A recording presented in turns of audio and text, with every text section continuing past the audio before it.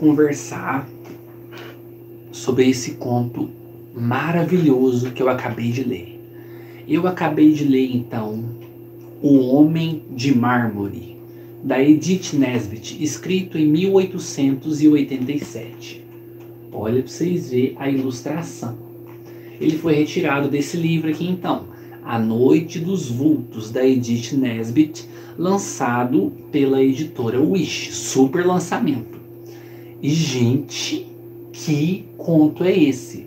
Conto curto, 18 páginas só, mas extremamente efetivo, extremamente aterrorizante e, olha, me deixou embasbacado. Para começar, a Edith Nesbit, ela é muito famosa por seus escritos infantis, infanto-juvenis. Inclusive a própria Wish mesmo lançou um livro dela de contos chamado O Livro dos Dragões. E se eu não me engano, ela também tem aquele livro 5 Crianças e uma Criatura. E ela é muito famosa por escrever para esse público. Mas ela também escreveu várias histórias de terror, de fantasmas, histórias horroríficas, histórias góticas, histórias assombrosas. E esse volume aqui reúne, então, vários desses tipos de histórias. E essa história aqui, eu classificaria ela como uma história tanto de assombração, fantasmas, histórias que o povo conta, mas principalmente de folk horror, ou como é conhecido aqui no Brasil, horror rural. Gente, nós temos aqui então os nossos protagonistas, são somente 4 personagens. Nós temos o nosso protagonista, que eu esqueci o nome do bendito, eu acabei de ler esse conto, gente, tem a cabeça muito ruim. O velho Rubens aqui bate que é uma beleza. A moça se chama Laura. E o cara, como que o bendito do cara, o marido da Laura, chama, gente? Eu acho que ele não fala o nome dele, não. A moça se chama Laura, a esposa. E o marido, pelo que eu estou vendo aqui, não fala. Porque ele narra todo o conto em primeira pessoa. Mas ele é o Sr. Dorman.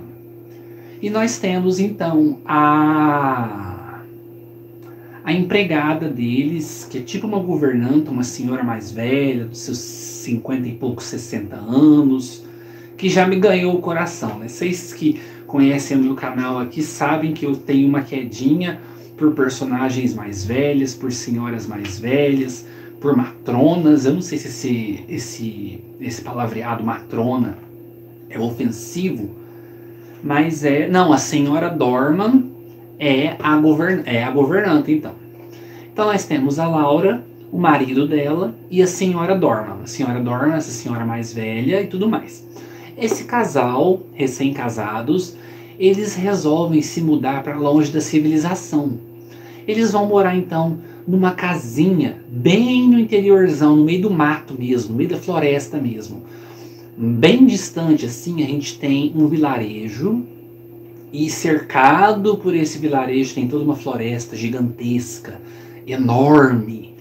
E perto da cabana onde eles vão morar, tem meio que um caminho, uma estrada, que dizem que era por onde eles conduziam os corpos dos falecidos até a igreja, que fica também no meio da floresta. Uma igreja antiga, uma igreja quase em ruínas que ninguém do vilarejo frequenta. E o pessoal do vilarejo tem muito medo, tanto dessa cabana, quanto da igreja, mas principalmente das 2 estátuas de mármore de homens que parecem soldados vestidos assim a caráter, feitos de mármore, que guardam a entrada dessa igreja. E corre boatos, corre lendas ali de que alguma coisa, alguma força da floresta faz com que esses homens de mármore ganhem vida e saem caminhando pela floresta à noite. E ai de quem os encontrar durante a noite. Ai de quem ver eles caminhando por aí. Olha pra vocês verem. E tem todo esse burburinho, essa lenda ao redor dessa casa.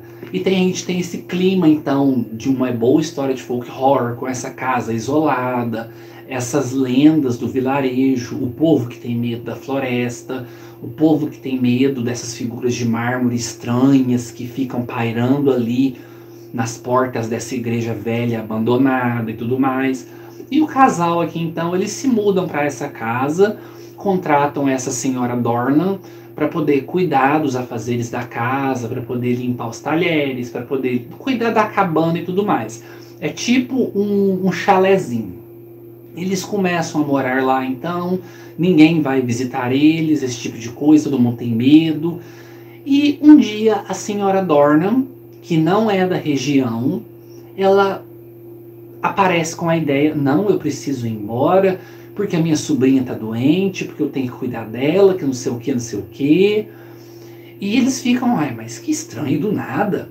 Até que eles ficam sabendo, em uma das idas do marido, o nosso protagonista, até o vilarejo, ele fica sabendo que essa sobrinha da senhora Dornan, ela vive sempre doente, ela sempre está enferma, sempre acamada e tudo mais. E que ela não necessita dos cuidados da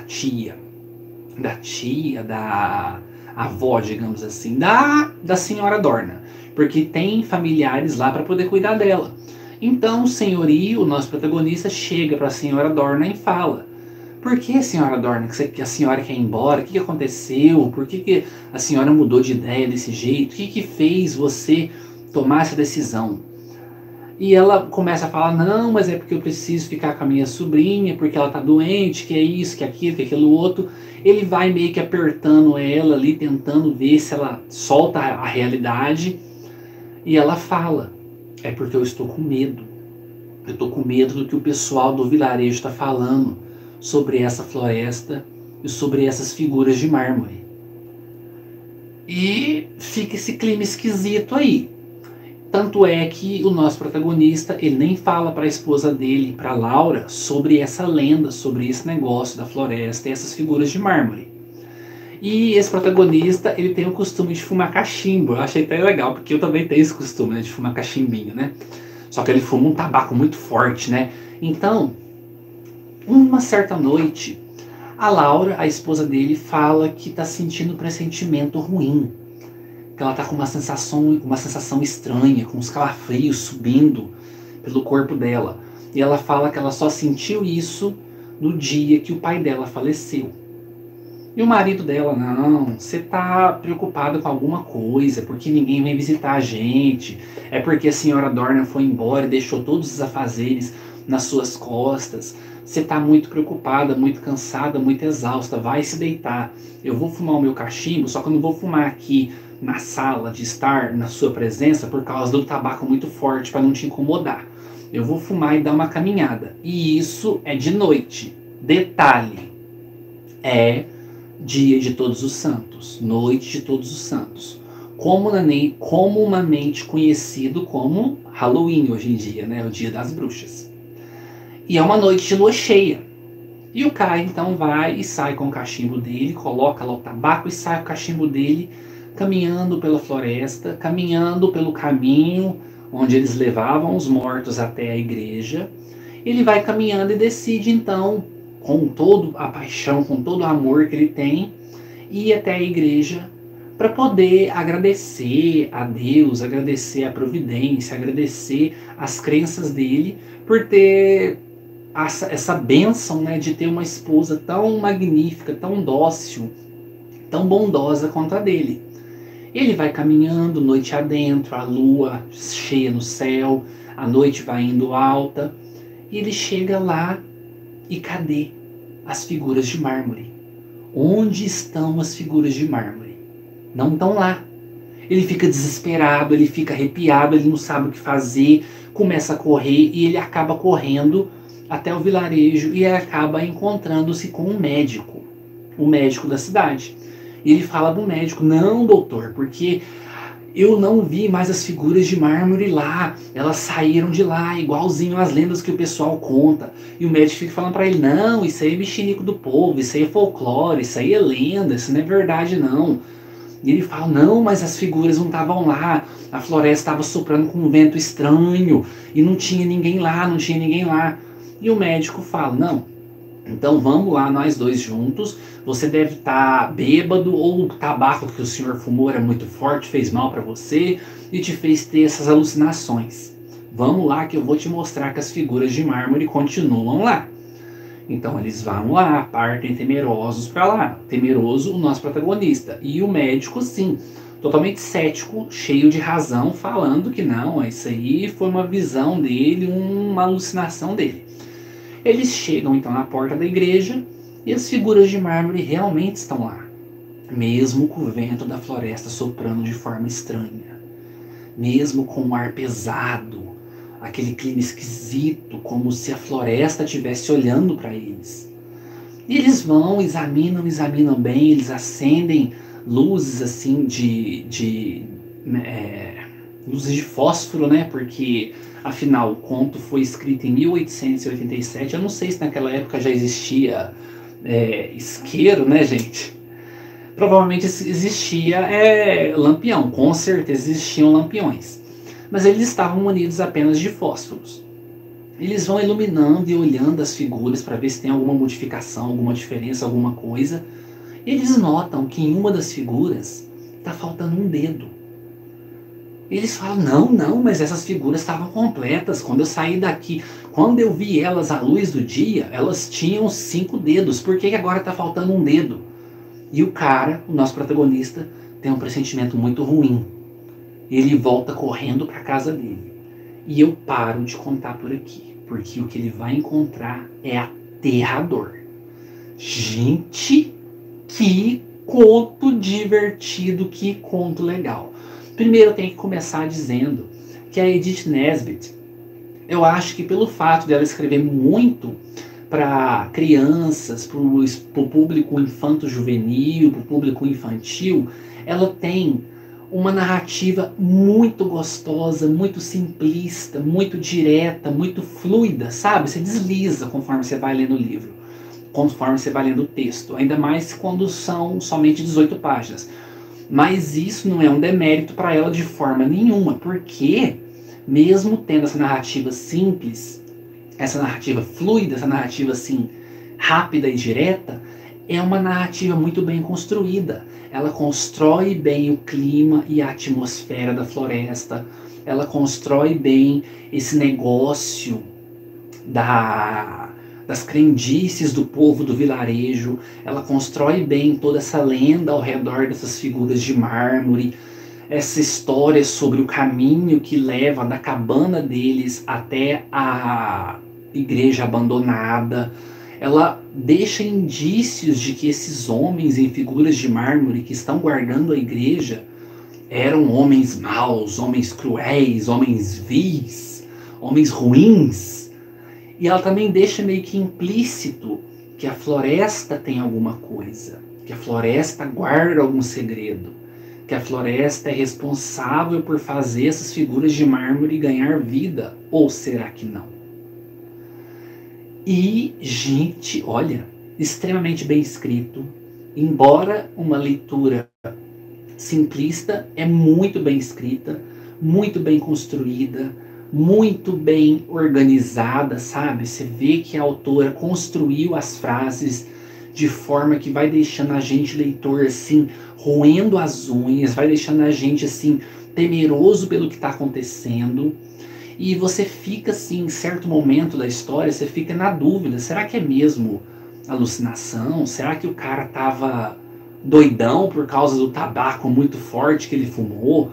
Será que as figuras andam mesmo? Será que essa floresta tem alguma coisa mesmo? E o que de tão estranho espera na casa, na cabana deles? Porque o nosso protagonista sente um arrepio e um pressentimento ruim de que alguma coisa muito errada aconteceu na cabana deles. Olha, gente, baita conto, uma baita história de folk horror, um conto delicioso de se ler. Você lê rapidinho, você lê assim freneticamente, você não consegue desgrudar os olhos da página, você fica virando as páginas assim. E é aquele tipo de conto que você termina de ler e você quer voltar e ler de novo para poder pegar mais nuances, porque sim, a Edith Nesbit deixa várias nuances ao longo do conto. Coisas pequenas, assim, sugeridas ao longo do texto, assim. Pequenos trechinhos, pequenas frases, pequenas sugestões acerca do mistério dessa história. Que história legal, gente. Olha, uma baita história de folk horror. E eu indico muito vocês encaixarem essa leitura aqui no mês do Halloween de vocês. Até porque a noite fatídica acontece num dia de Todos os Santos, né? Numa noite de Todos os Santos.